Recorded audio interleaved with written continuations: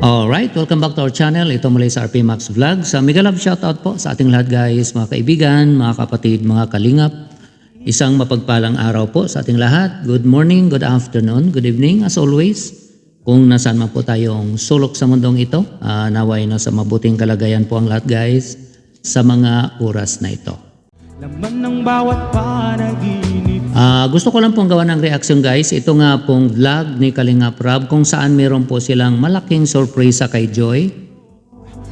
Kung bakit sorpresa ito kay Joy dahil hindi po alam ni Joy na ginagawa na po ito. Okay? Ito nga pong tindahan, okay, na ginagawa po ni Andy Kayakap Vlog at siyempre no sa tulong din po ng sponsor. So bago po natin gawa ng reaction guys ito, pakinggan muna natin sandali. Itong maiksing video clip na ito. Okay? So ito po 'yun. So Joy, halika. Ito na yung surprise namin sa'yo. Ang tindahan. Nagawa ni Kuya Andy. Napakaganda naman Kuya Andy. Bilis! Bilis ah. Wow. Ang galing naman.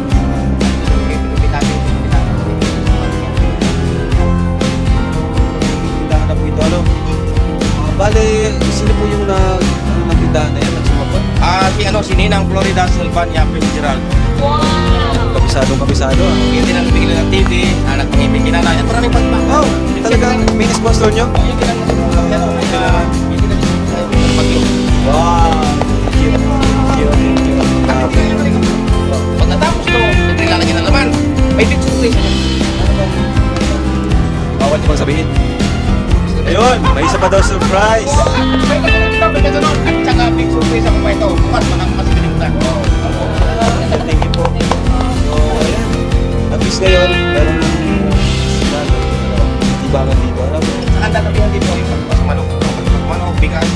Yun, wala. O, yun ang mabito malaki na. Diskartehan na lang yung benefit ko dito.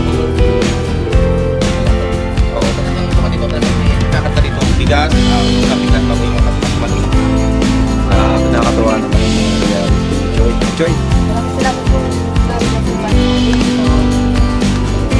Thank you. So, may tindahan sila. Joy. Nay. Gusto po kayo, Nay. Bless po. Wala naman si Kuya Bal yung pulaman ni Kuya Bal. Dilate, di wala din naman kami nito. Wala ikaw, di wala. Una ko kayong pasasalamatan kasi sa inyo ito nagmula. Lahat na ito nang nagdating sa buhay namin. Sa inyo nang galing. Maraming salamat. Congrats po, Nay. At syempre, sa sponsor na nagmamahal sa inyo, salamat din sa kanya. Diba? Saya ka? Yun, so yung po yung napanood natin guys. Isa po dito sa napapansin ko kay nanay. Kaya po ito nagugustuhan po ng mga supporters ng Team Kalingap o mga viewers. Dahil nga po itong nanay ni Joy, no, si Nanay Imelda, walang sawang nagpapasalamat po ito sa Team Kalingap, no, kay Kuya Val, Ate Edna Vlogs at Kalingap Rab. Dahil alam po nila kung wala naman po ang Team Kalingap, ay wala din po si Andy Kayakap Vlogs na naka-scout po sa kanila. So yun po ang kagandahan po sa ugali ika nga ni nanay at kay Joy at sa buong pamilya ika nga. Nandoon talaga yung pagpapasalamat nila sa Team Kalingap.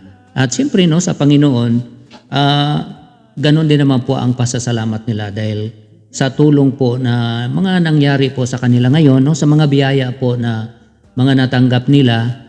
Siyempre, lahat naman po yan ay kalooban din po ng Panginoon. Okay? At ang Team Kalingap ay ano lang po yan, instrumento o daluyan lang po ng blessings. Kung ito, lagi rin akong nagdarasal. Kaya naman po, no, marami po ang humanga sa pamilya ni Joy dahil nga po sa kanilang humility at yung pasasalamat nila na hindi talaga sila nagsasawa sa pagpasasalamat sa mga taong nakatulong sa kanila. At meron din silang sponsor na talagang nakasuporta sa kanila. Yun nga po yung nabanggit no ng Kalingap Rab na siya din po yung ni Andy Kayakap Vlogs no na siya din po yung sumagot sa allowance ni Joy at siya din po yung bumili ng TV at dito siya din po ang sumagot dito nga po sa tindahan na ginawa po ni Andy Kayakap Vlogs para po sa pamilya. Kaya pasalamatan po natin guys ang sponsor ni Joy Diwata. Malaking tulong po talaga sa kanila ang naging sorpresa, ika nga no? Sorpresa o ito nga pong tindahan na ginawa po nila para po sa pamilya.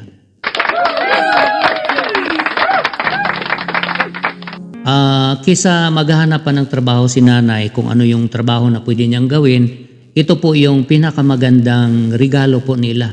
Kasi magtitinda na lang po sila, nasa bahay na lang po sila. Hindi na po kailangang maghahanap pa ng kung ano po yung trabaho. Nakikita naman po natin guys, o nakwento naman po nila kung ano po yung mga trabaho na nagagawa po nila o ginagawa po nila.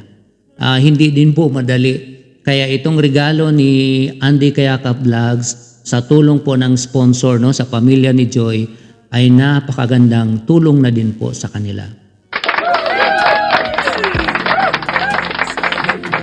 So, ika nga parang ano ito guys, no? Sabi nga nila, pag ang isang tao daw, bibigyan mo ng isda, mabubuhay siya sa isang araw. Pero pagka turuan mo siyang manghuli ng isda, mabubuhay siya habang panahon. So, ganun din po sa kanila, kaysa maganda itong naisipan ng sponsor, no?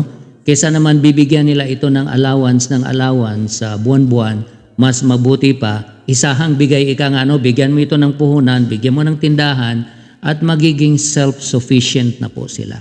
So maganda po ang naisipan ng sponsor sa tulong ni Andy Kayakap.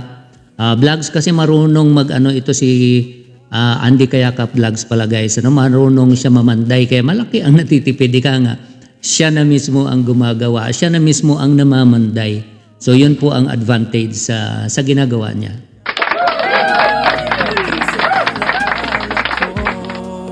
Ang kagandahan po sa tindahan, sa nabanggit nga nila, mabinta pala ang bigas at saka yung pagkain ng manok, no? O yung mga patuka, no? Ng mga manok. Yun daw ang mabinta sa lugar nila. Kaya malaking sigurado makatulong ito sa pang-araw-araw nilang gastusin at dito nga no, sa mga bills nila sa kuryente, sa tubig, o lahat-lahat na po ng mga expenses po ng pamilya. Malaking tulong din po ito. Sa mga beneficiaries, minsan may mga nababasa tayong mga suggestions o mga comments na ito yata yung pinakamagandang gawin instead na pasyalan mo once a week or twice a week para bigyan mo ng ayuda. Siguro kung kaya naman nilang mag-manage ika nga ng tindahan, ito siguro yung isa sa pinakamagandang gawin sa kanila. Para ika nga self-sufficient na po sila, ika nga kaya na nilang tumindig no, sa sarili nilang mga paa pagka binigyan mo po sila ng puhunan o binigyan mo po sila ng tindahan. At siguro sa may mga tindahan, isa din po siguro na tulong na magagawa ng Team Kalingap ay turuan po sila kung paano ang accounting, no, paano po i-manage ang tindahan. At isa din po sa dapat talaga nilang malaman guys, no, sa mga nag-operate na mga ganyang sari-sari store, dapat hindi nila gamitin ang capital ika nga. Pwede lang silang kumuha ng konti kung kailangan nilang gumamit ng pera. Dapat doon lang so magkanong kinita nila sa araw na yon. Let's say kumita sila ng 200 o 300, dapat kung kukuha sila ng pera, doon lang sa 200 o 300 kung meron silang bibilhin o kung halimbawa mag-grocery sila. Kasi po kaya po yung may mga maliliit po na sari-sari store, kaya po bumabagsak. Wala na pong pangumpra ika nga, wala na pong pera na pangumpra ika nga. Dahil nga po nagagamit po nila ang puhunan. Pag meron po silang binibili na kung ano-anong, siyempre no, kung ano-ano po yung mga gusto nilang bilhin na hindi po related doon sa mga paninda po nila. Sabi nga po nila guys, anhin mo yung magandang bahay kung wala naman silang kabuhayan.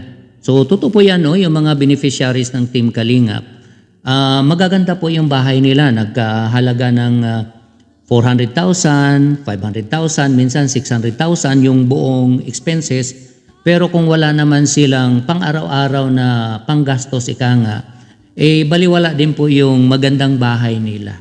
So pinaka the best na meron silang pagkakitaan ika nga, yun po ang isang magandang tulong din po sa kanila. Kaya ito pong naisipan nila, naisipan po ng sponsor at naisipan po ni Andy Kayakap Vlogs ay napakagandang tulong po ito sa pamilya ni Joy.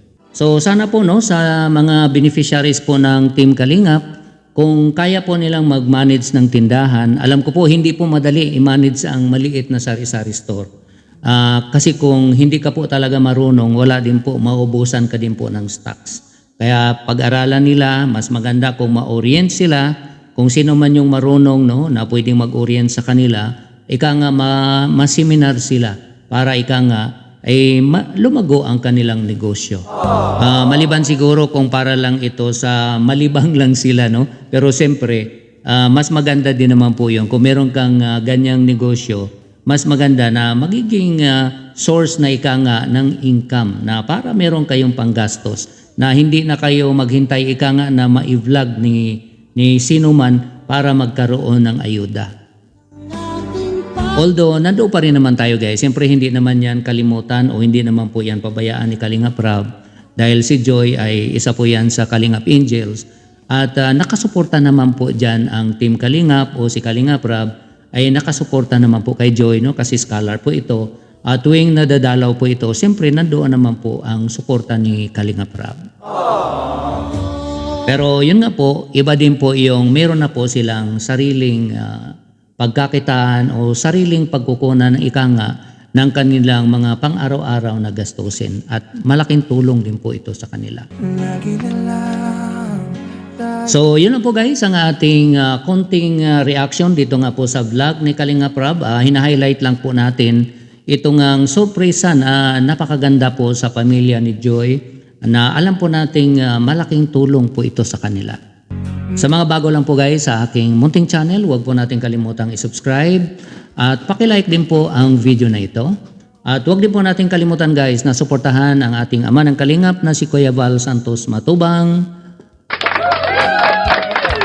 Kalingap Rab, and Ate na Vlogs at sa lahat po ng mga charity vloggers na kasamahan po natin guys. Huwag din po natin kalimutang suportahan.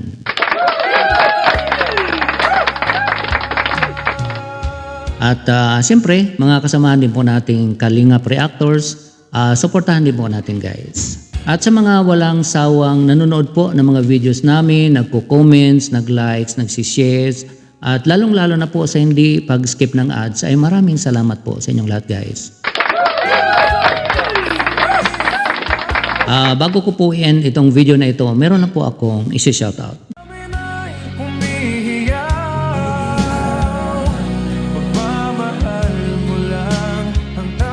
Muli, maraming salamat sa inyong lahat guys. Ingat po tayo kung nasaan man tayo. God bless everyone. I love you all. Bye-bye.